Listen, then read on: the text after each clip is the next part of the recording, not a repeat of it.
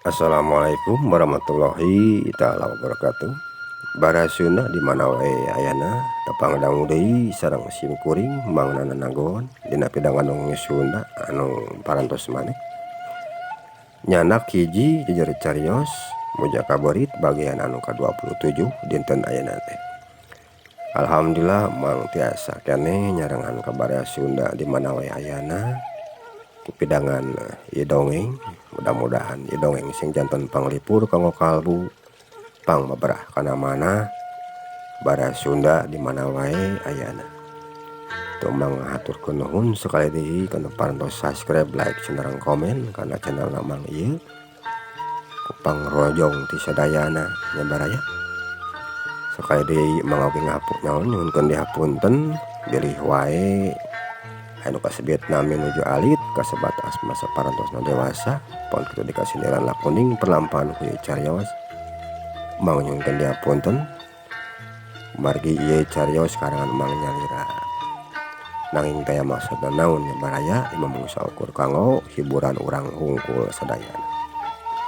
Anca garapan anu katuna waktos dinten kamari teh tos dukikeun ka Odrapati oge sodik nuju tararung sareng prajurit siluman beurit balad-baladna kaladenta sareng kalaweuling tos dugikeun ka dinya pangten baraya.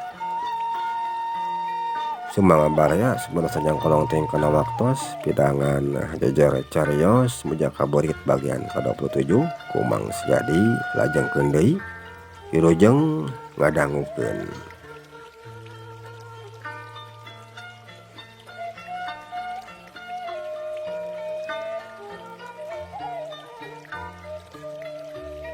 Sret kuku Odrapati oet kana beungeutna nu jadi lawan goak prajurit siluman beurit anu kakoet mah ku cakarna Odrapati sing karoak sabab cakarna lain sacakar-cakarna Odrapati lain ucing biasa tapi manehna oge sarua kawas maranehna ti bangsa siluman. Korajat prajurit siluman beurit katenya sing korajat deui ari Ki Bajra barang nenyo sodik inu nying hareupan ka siluman beurit manehna oge ngarasa kabantu ku sodik atuh nu tadina musuh teh ayeuna mah jadi balad barengan marengan ka prajurit siluman beurit. Cileng kalaweuling narajang ka sodik ku dampal leungeun ka tuhuna anu geus meber rek nyamer kana puguh ceuli kencana sodik. Sodik rikat nakis ku pigelang leungeun kencana. Hiu keduk dampal leungeun ka tuhuna kalaweuling katakis ku sodik. Sodik tuluy manehna nacongkeun dampal suku ka tuhuna kana dadana kalaweuling nu harita awakna keur ngalayang di luhur. Hiu cebrot kalaweuling kadenge ngagoak kalayang awak kalaweuling anu sakitu calugjug jangkung gedena teh ngalayang ka tukang dadana kahancap pisan ku dampal suku ka tuhuna sodik. Jeleng kaladenta miluna rajang ka sodik awakna mending geus ngalayang di luhur kacecekeun kadua dampal suku manehna anu geus nyuruwuk rek ngahanca kana dadana sodik. Sodik harita manehna rikat ngarampid kadua dampal sukuna kaladenta nu keur nyuruwuk ka manehna ku kadua dampal leungeunna. Kep sanggeus beunang blewer awak kaladenta dipalangkeun ku sodik kana tangkal alah buket anu aya di dinya kalayang kurobas awak kaladenta mubus pisan kana tangkal alah buket atuh purusut buahna nu keur meujeuhna arasak teh menising karepluk ka handap kadupakan ku awakna kaladenta. Teu lila geblug awak kaladenta ragrag tina tangkal kana taneuh. Korajat kaladenta geus udang deui bae mencrong ka sodik. Hari warga anu kaparengan harita raya didinya milu narenyokeun kanu keur tararung kabeh ieu meni arolohok nganyokayan kitu. Ari arolohokna teh sabab ku teu ngarti maranehna mah kana naon anu keur kajadian, sabab teu barisan nempo ka bangsa siluman. Nu katenyo ku maranehna ngan sakur Sodik we jeung Ki Bajra. Pon kitu deui ucing Lodrapati nu keur tarung papuket sorangan cenah. Lintang ti Aki Samid anu bisa nenyo ka bangsa siluman teh. Aki Samid anu harita geus hudang deui. Barang kumanehna kabireungeuh yen aya bangsa siluman beurit anu datang ka dinya rek nyokot ka Ki Bajra. Manehna mah teu ieuh pipilueun. Aki Samid tuluy leumpang nyampeurkeun ka Mang Digul nu ngajanteng bari nenyokeun kanu keur tararung. Sanggeus aya di sagigireunna Mang Digul, pok Mang Digul kadenge nyarita ka Aki Samid. "Aya naon ieu teh?" "Nah itu teh Ki Bajra jeung budak ngora anu saurangna deui. Katanyana ku kuring mah si kanu keur tarung sorangan geuningan Ki. Moal lamun alieur mah kitu baranehna teh," tanya Mang Digul bari nunjuk ka Sodik jeung Ki Bajra. Nu katanyana kumanehna mah keur papuket sorangan. "Lain keur papuket sorangan Digul, tapi maranehna teh keur tarung jeung prajurit ti bangsa siluman beurit nu rek newak Ki Bajra," temah Aki Samid. "Kutan teh aya siluman beurit nya Ki nu rek nyokot ka Ki Bajra ka dieu teh," ceuk Mang Digul nanya deui ka Ki Samid. "Heeh Digul, ayeuna keur tararung tuh jeung jalma nu duaan," temah Aki Samid. "Tuluy ayeuna rek urang teh rek kumaha tuh Ki lamun geus kieu ya?" tanya Mang Digul. "Heuh nya urang Bandungan we heula ayeuna mah Digul. Nah kumaha cenah kira-kira napi bakaleunana?" temah Aki Samid. "Kitu nya Ki," ceuk Mang Digul bari mencrong ka Ki Bajra jeung Sodik nu keur tarung ngayonan siluman beurit. Kocapkeun ayeuna Sodik baraya nu keur tarung keneh jeung siluman beurit. Kalah denta jeung kalah weling pon kitu deui batur-baturna anu milu ngahurup ka Sodik. Maranehna tuluy-tuluyan narajang ka Sodik ku kakuatan anu aya dina diri maranehna. Belesat cahaya beureum, cahaya biru anu kaluar tina kadua dampal leungeun maranehna. Sing pararasat jeung sing belesur nyurup rek neumbragan awakna Sodik. Ku Sodik sakabeh cahaya biru anu keur sing belesat teh dipendung ku kakuatan anu aya dina dirina. Nu antukna dua kakuatan diaradu meni sing beledag jeung sing celeger kadengena mata katorekan kana ceuri. Ari ku urang lembur mah paparangan harita keur area didinya. Kadengena dengan sakur sora gelap sing celeger teh jomantara bajeng sing parasat cahyana. "Jeleng," katanya Sodik loncat ka luhur bari ngadorong-dorongkeun kadua dampal leungeunna ka hareup ditujukeun kana awakna lawan nu keur area di sanapeun manehna. Parasat cahaya podas anu ngakurilap meni ngapelesat kaluar tina kadua dampal leungeunna Sodik. Hiup bledag dengar kana awakna nu teu dilawan. Cengkang awak musuh anu keur sing pedegah hanap sing carungkal ka tukang kageunaan ku cahaya bodasna ti Sodik. Ari tina dada maranehna ngebul ngaluarkeun haseup ipis balas kageunaan ku ajianana ti Sodik. Teu lila ti harita kuniang kalah denta jeung pada baturna. Katenyo sing kuniang deui harudang tuluy malencrong ka Sodik. Geus kitu pok kadenge sora kalaweling anu nyarita ka kalah denta. "Ayeuna rek Kumaha kalian ta? Tanya kalaweuling. Ayeuna mah urang hijikeun deui kakuatan urang keur ngancurkeun anu jadi musuh urang kalaweuling. Temal kaladen ta. Kitu nya kaladen ta. Hek, ari kitu mah. Hayu urang hijikeun deui kakuatan urang sakabeh. Ceuk kalaweuling. Geus kitu. Kaladen ta jeung pada baturna ngahijikeun heula sakabeh kakuatanana.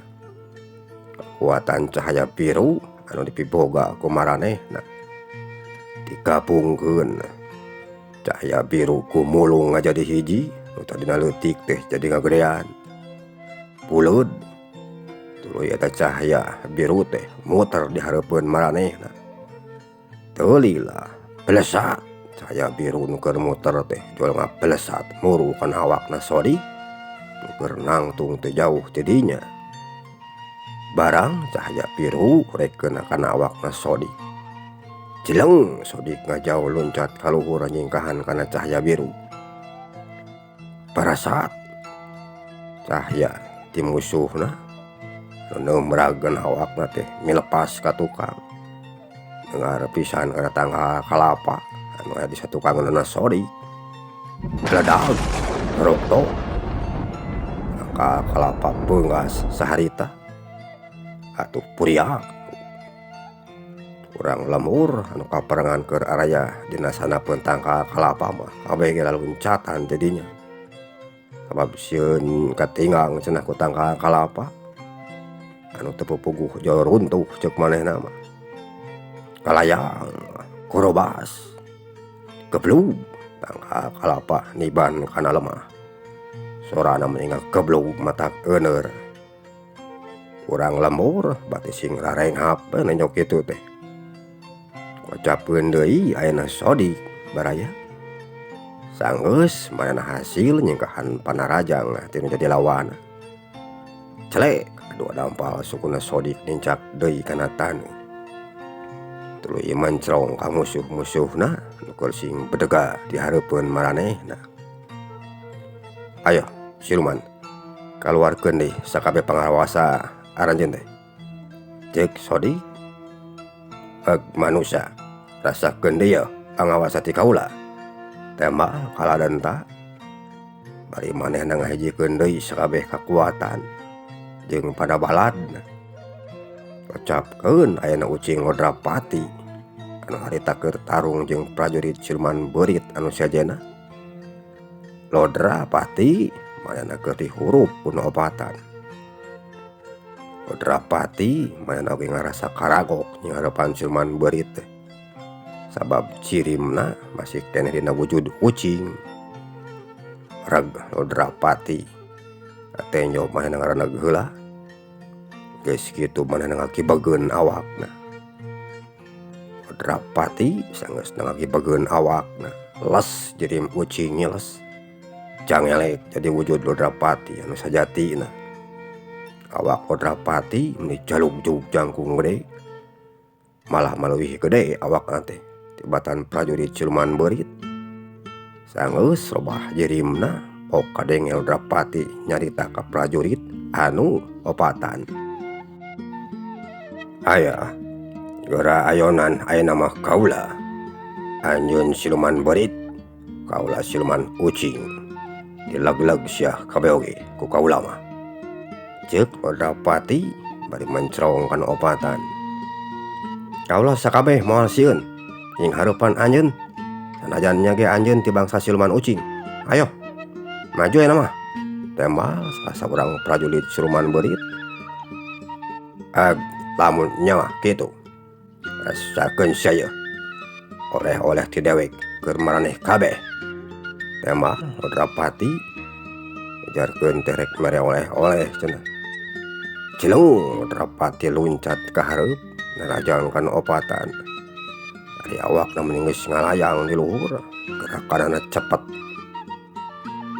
Kumaha we ucing rek ngarekeb kana beurit. Hiu, celebet, celebet.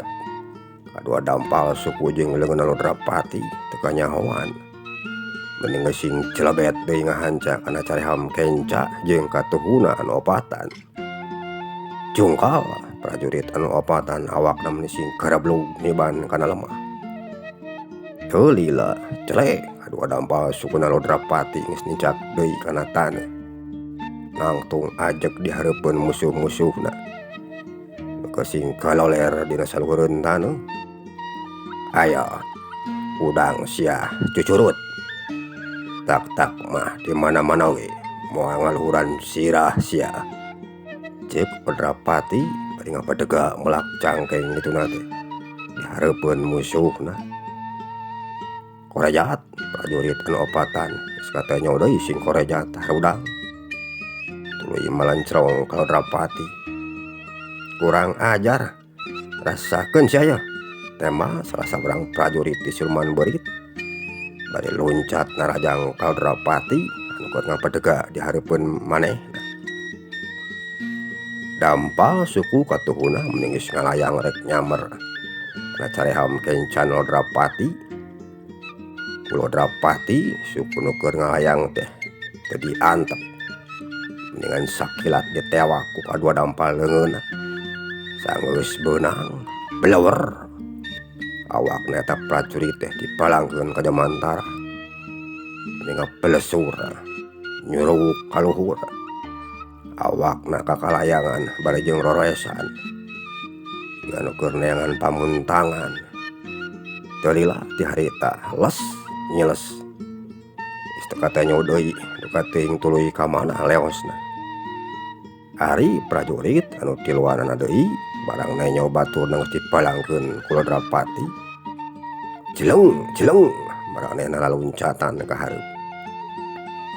Narajang ka Lodrapati jeung geus ngaharombatkeun kadua dampal leungeun jeung sukuna anu sing selebar rek ngahancakan awak Lodrapati. Lodrapati dampal suku jeung leungeunna musuh teh nu keur sing selebar rek nyambarkan awakna ditarakisan bari jeung malik narajang kanu tiluan. Dampal leungeun katuhu manehna anu nyamar kana puceulik kencana lawan. Yeuh celebet. Puceulik kencana lawan dikeramplengan ku Lodrapati atuh koak meni sing garwak. Bari jeung sing garablug deui awakna kana taneuh. Barang musuhna geus kaloler Lodrapati teh diantep. Suku musuhna anu keur ngacaloprak teh ditarik ku manehna. Tuluy dicepeng paguh ku kadua dampal leungeunna. Geus kitu blewer awak musuh dibalang-balangkeun ka Jamantara. Awakna meni sing kalayang jeung sing garwak kituna teh. Di kadua leungeun jeung sukuna meni roroesan mata kuatir nenyona. Teu lila les tilu prajurit Siluman Berit geus teu katanya deui ti dinya. Kacapkeun ayeuna Ki Bajra anu harita sarua manehna oge keur dihurup ku nu opatan. Ki Bajra manehna ngerahkeun sakabeh kakuatan pikeun bisa ngayonan ka prajurit Siluman Berit. Kakuatan Ki Bajra memang teu bisa dianggap enteng. Ari karek opatan wae mah manehna oge masih keneh sanggup keur ngayonanana. Kakuatanana jeung panarajangna ti musuh kabeh dipenuh ku Ki Bajra. Teu lila raketek Ki Bajra katenyo manehna keur ngerahkeun deui sakabeh tanaga jero jeung kamampuan manehna pikeun ngadatangkeun angin anu kacida gedena.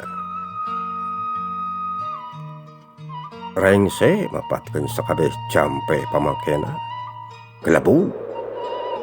Eta tempat cor aya angin anu kacida gedena nebak kana awakna prajurit anu opatan keur narangtung di hareupeun Ki Bajra.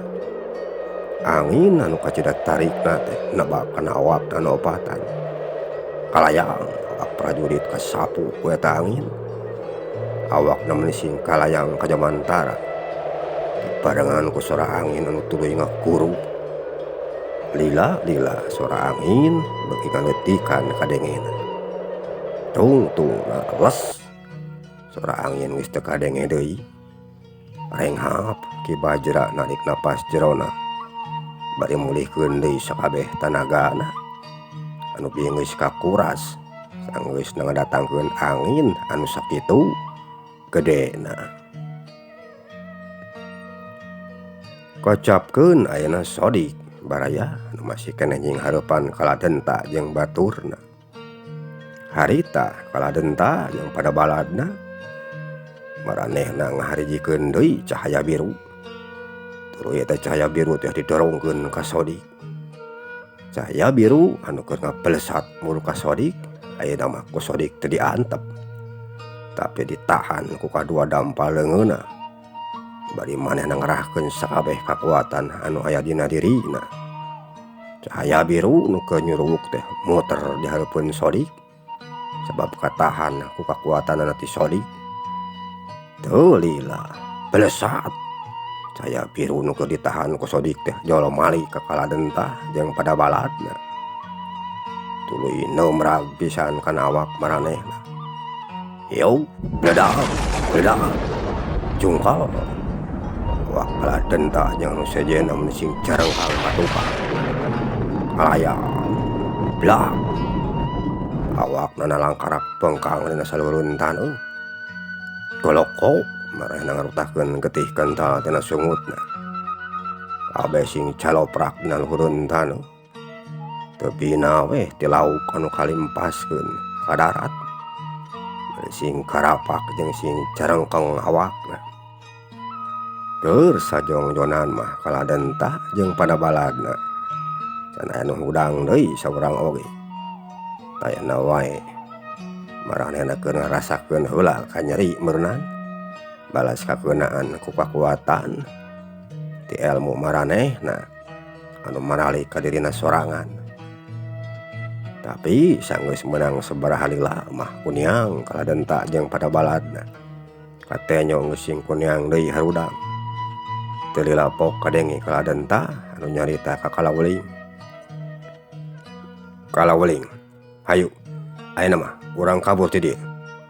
Ceuk kaladenta ngajak kabur ka kalaweuling. Nya, hayu kaladenta. Sabab lamun urang di dieu wae bisa dibinasa ku ieu jalma.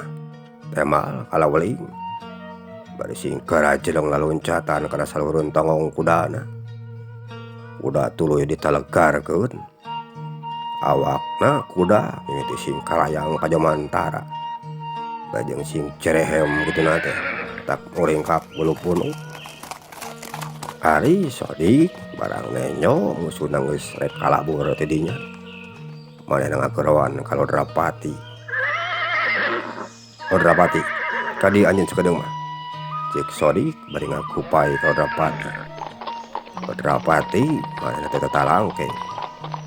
Tuluy nyamperkeun ka Sodik sanggeus deukeut pok kadenge Lodrapati nyarita ka Sodik. Aya naon manusa? Tanya Lodrapati. Kieu Lodrapati, ayeuna musuh urang geus rek kalabur ti dieu. Tuturkeun ku anjeun. Ka mana baralikna eta siluman beuri teh? Tah kitu Lodrapati, kumaha karti ku anjeun? Temal Sodik. Nya manusa, kukula ayeuna rek dituturkeun eta siluman beuri teh. Temal Lodrapati. Nya Lodrapati, sok tuturkeun ku anjeun ayeuna mah. Temal Sodik. Geus kitu Lodrapati awakna menyingap belesat ka jomantara. Udah ka kaladenta jeung pada baturna geus leuwih ti heula arinit ti dinya. Ari Sodik sanggeus Lodrapati ngaleos manehna tuluy nyamperkeun ka Ki Bajra. Keur nangtung teu jauh ti manehna sanggeus deukeut pok kadenge Sodik nyarita ka Ki Bajra. Kisanak, nah ari ayeuna anjeun rek kumaha? Tanya Sodik ka Ki Bajra bajang mencrong kana beungeutna. Udak ngora ku kuring ayeuna karek kapikir yen lamun hirup kuring kieu wae eueuh gunana ya kuring rumasa geus ditulungan ku anjeun ayeuna jeung kuring rumasa geus kautangan nyawa ku anjeun. Kugituna kuring rek babalik pikir ti mimiti ayeuna ka hareup mah. Kuring ayeuna rek milu ka anjeun pikeun merangan sakabeh kajahatan anu sela ieu geus ngaganggu kana katentraman jeung kanyamanan jalma loba. Tah ayeuna kuring hayang nembus kana sakabeh kasalahan anu geus kungsi dipigawe sela ieu ku kuring. Bujalan kuring rek milu ngabarantas kana sakabeh kajahatan. Sanajan nyawa nu jadi taruhanana. Keur kuring mah moal rek mundur budak ora. Atuh sajabana teh kitu. Kuring nganuhunkeun ka anjeun anu sacara henteu langsung geus nyadarkeun ka kuring. Tah kitu meureun budak ora. Tema Ki Bajra nyaritana meuni tanes tananing kaluar tina hatena sorangan. Sabab geus kapikir kumanehna oge ayeuna mah yen hirup kitu wae teh cenah salah. Langpangna mah geus loba ngarugikeun ka jalma rea. Atuh sajabana ti kitu manehna oge ngarasa geus kautangan budi ku Sodik anu ngabantuan ka manehna dina jeung hareupan siluman beurit nu geus rek ngala nyawa manehna. Teu lapok kadenge Sodik nyarita. Nya syukur atuh ari kitu mah. Hartina anjeun ayeuna mah geus babalik pikir ku ayana ieu kajadian teh. Kuring ge milu atoh ngadengena. Tema Sodik. Nya budak ora. Kuring ge nganuhunkeun ku ayana kajadian sarupa kieu teh. Meureun geus waktuna keur kuring kudu eling ayeuna. Saacan waktuna kuring ajal budak ora. Tema Ki Bajra. Nya syukur emang. Tema Sodik. Teu lila ti harita kurunyung kadinya aya nu datang. Si ngoreng si Adun jeung si Entong datang kadinya teh. Sanggeus deukeut bok si Adun nyarita ka Sodik. Kumaha nangos beres tarung jeung siluman beurit teh? Tanya si Adun. Acan Dun, manehna bieu kaburu kalabur ti dieuna. Tema Sodik. Wah, kalaburnya atuh kumaha dek? Beurana hese deui newakna. Ceuk si Adun. Keun we Dun. Dan ayeuna keur diudag ku Lodrapati. Jadi kurang bakal kanyahoan di mana tempat caricingna manehna saela ieu teh. Tema Sodik. Saha kitu ari Lodrapati teh nih? Tanya si Adun nanyakeun ka Sodik. Eta ucing teh anu sok bareng jeung kuring teh Adun. Tema Sodik. Nah kumaha ngudagna eta ucing? Ucing nu sok dibawa ku laing teh lain. Kapanan siluman beurit mah maranehna oge bisa halebar ka Jomantara. Sedengkeun ari ucing mah atuh da teu boga jangjang dik. Ceuk si Adun parjang siga nu bingung beungeutna teh. Nya lamun ucing biasa mah tangtuna oge moal bisa hiber Dun. Tapi dari manehna mah lain ucing biasa anu kawas aya di urang. Tapi Lodrapati mah ucing siluman. Tema Sodik. Bari mencrong wana beungeutna si Adun. Tutan teh ucing siluman manehna nya nih. Bo, ari panyawing mah ucing biasa we. Pantesan atuh teu beukeun kana asingen. Jeung alus dengaranna oge Lodrapati. Ceuk si Adun. Nya manehna mah ucing siluman. Jadi tangtuna oge bisa ngapung ngawang-ngawang awakna. Moal siga urang Dun. Tema Sodik. Oh nya syukur atoh ari keur diudag mah ayeuna ku Lodrapati. Ari ayeuna ieu jalma anu geus tarung tadi jeung ilaing. Narek kumaha cenah dik manehna teh? Tanya si Adun bari ngareret ka Ki Bajra. Manehna geus rek babalik pikir ayeuna mah Dun. Malah rek milu ngahiji jeung urang pikeun merangan kana sakabeh kajahatan anu salela ieu keur maha budi urang. Tema Sodik. Kutan teh kitu nya. Oh nya syukur atoh ari kitu mah. Jadi menambahan kana kakuatan keur ka urangna dik. Sahari mamang teh ngaranna? Tanya si Adun bari mencrong kana beungeutna Ki Bajra. Ngaran mamang mah Ki Bajra jang. Tema Ki Bajra. Ki Bajra nya ngaran mamang teh. geningan alus eta ngaran teh mah menikah gah kadengen oge ngandung komara gede pamorna ceuk si Adun nya sarua wae ngaran Majang nari ngaran Ujang saha kitu tanya Ki Bajra malik nanya ka si Adun. Ngaran uing mah Adun bin Udan mang temal si Adun. Jadi ngaran Ujang teh Adunnya Bapak Ujang ngaranna Udan tanya Ki Bajra. Nya mang Bapak uing ngaranna Udan ngandang geus eueuh ari ayeuna mah geus karejenatna sa uing keur leutik geus maot Bapak uing mah temal si Adun. Nya sing sabar we Jang keun ari geus rek dikumahkeun deui atuh temal Ki Bajra.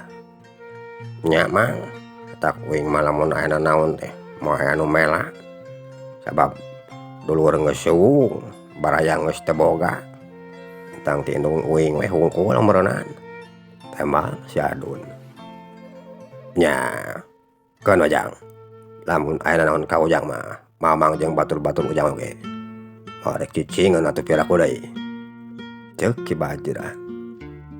Nya syukur atuh ari kitu mah tari ayeuna batur-batur mamang narek kumaha narek milu saladar kawas mamang atawa moal tanya si Adun. Batur-batur mamang ayeuna ku mamang rek diajak sangkan pinah Pilempangan tak kitu Jang temal Ki Bajra. Teu lila ti harita kunyung kadinya aya nu datang sing oreng anak buahna Ki Bajra anu datang kadinya teh sanggeus area di dinya pok Ki Bajra kadenge nyarita. Barudak ti mimiti ayeuna ka hareup mah geus urang eueunan ieu pagawean anu salah ieu ku urang dipigawe teh ayeuna mah urang babalik pikir urang ngahiji jeung batur-batur urang anu ayeuna pikeun ngalawanan kana kajahatan nu saela ieu geus ngaruksak ka sakabeh lemur. Tana kumaha naha maraneh daek lamun diajak pabalik pikir ku kuring ayeuna tanya Ki Bajra anak buahna anu masih aya keneh di dinya. Atuh siap cenah kabeh naremalan reang saur manuk.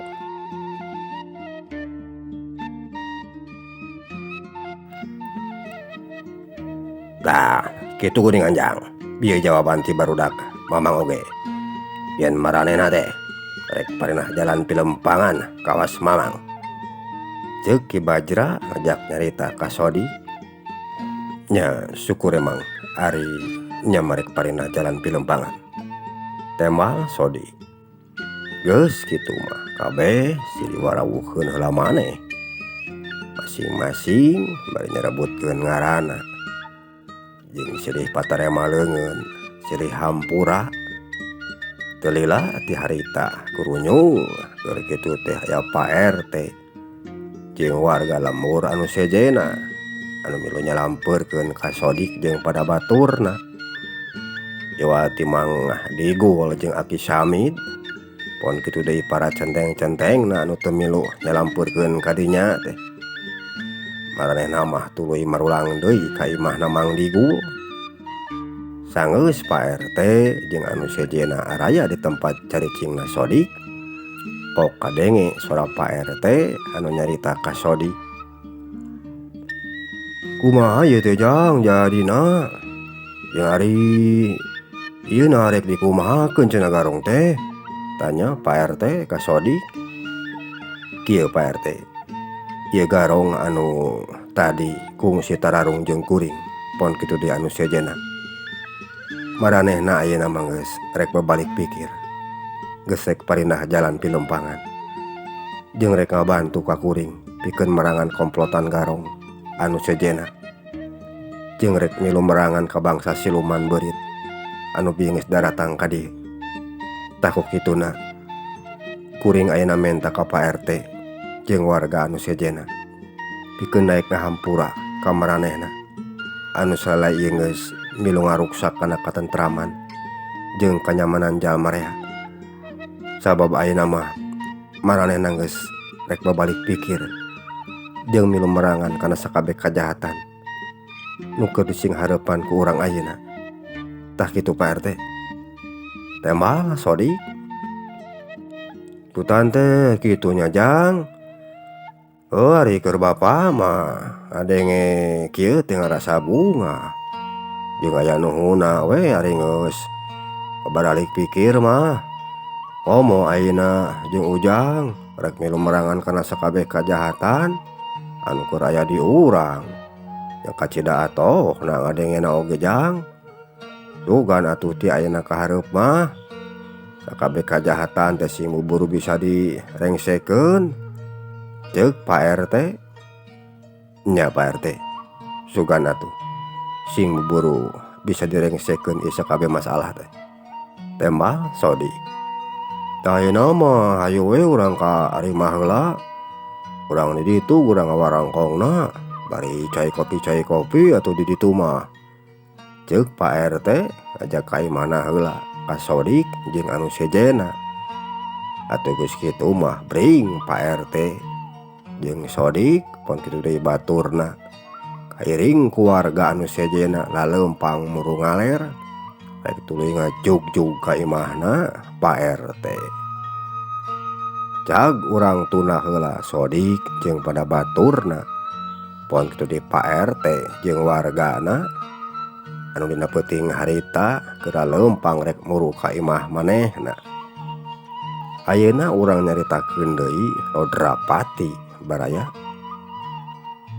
nu keur aya di Jomantara nu harita keur ngudag siluman beurit. Sanggeus kaladenta ninggalkeun Sodik jeung pada baturna, kaladenta jeung pada baladna maranehna tuluy baralik deui ka karajaanana rek maranggihan nu jadi raja maranehna. Nyatana Segug Gedaton kaladenta jeung pada baturna nalegarkeun kudana teh istun geus teu ngaliuk deui kana nanaon.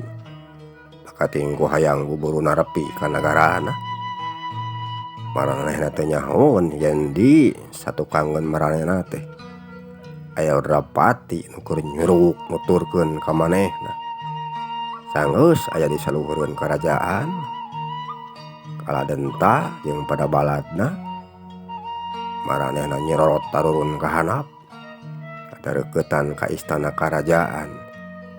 Teulilah ti harita celek suku kuda narincak kana lemah bajeng sing carehem kitu na teh tu laleumpang muru ka gerbang istana karajaan.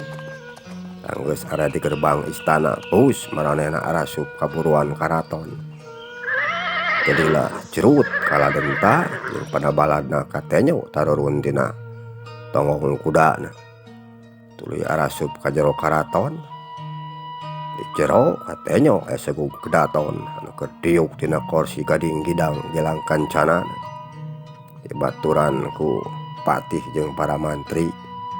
Pon kitu deui abdi dalem anu sejena nu keur diuk sarila meneh hampak merbayaksa. Ing hareup kanu jadi rajana siap narima sagala titah tinu jadi raja. Sanggeus araya di hareupeun raja cedok kaladenta jeung anu sejena nyembah anu jadi rajana. Nyangakeun semap pangabaktos ti kaula ka paenon saudara Gusti Raja Nun. Ceuk kaladenta nyarita anu jadi rajana. Katarima semap pangabakti ti anjeun jeung anu sejena ku kaula kaladenta. Tembal Segug Gedaton bae mancrong ka prajuritna nu keur araya di hareupeun manehna.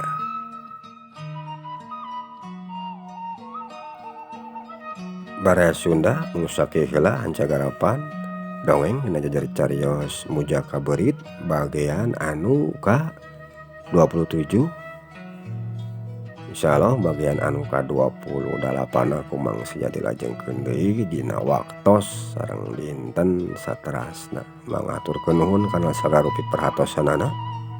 Mang nyuwun diapunten bilih seueur kakirangan damidangkeunna. Mang saja pamit kasadayana, Wilujeng Kantun per Mios.